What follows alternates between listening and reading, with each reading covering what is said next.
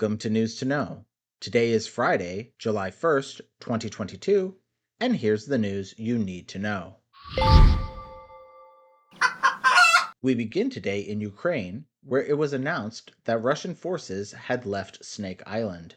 The strategically important island is located off Ukraine's southwestern coast. The Russians were using their position on the island to attempt a full sea blockade of Ukraine. Ukrainian naval and air forces have been assaulting Snake Island for several months. The Russians insist that the withdrawal of their forces was on their own initiative and not a defeat of any kind.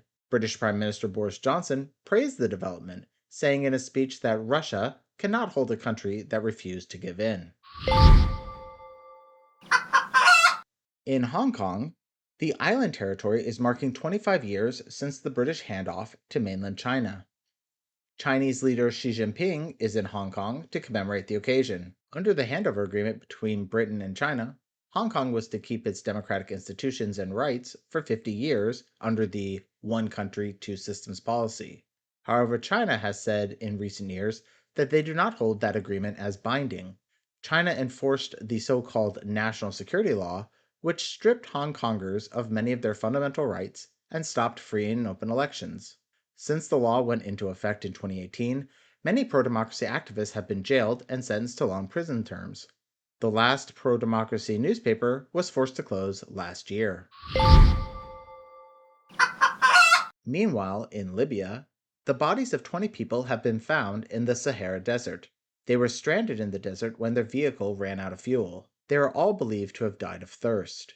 2 of the bodies were identified as Libyan, while the others were all of sub-Saharan Africans. They were most likely migrants being transported across the desert to the Mediterranean Sea, where they would have boarded a boat for Europe. Since the fall of the Gaddafi regime, Libya has become a prime route for migrants seeking to travel to Europe.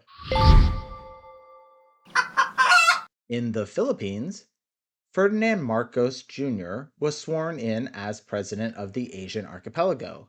He is the son of the country's former dictator. His father was ousted from power 36 years ago by a populist, military-led coup. Under the former President Marcos, human rights violations and atrocities were commonplace.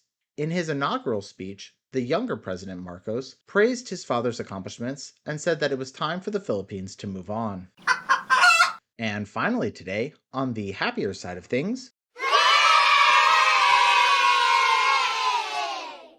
at age 100, Roy Kinnear finally got his career in baseball, even if just for a day. Mr. Kinnear was invited to sign with the Buffalo Bison's minor league team in 1942, but declined because he was signing up for the Navy to fight in World War II.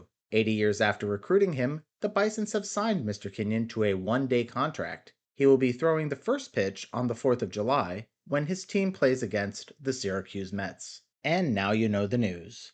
As always, thanks for watching, and until next time, good night and God bless.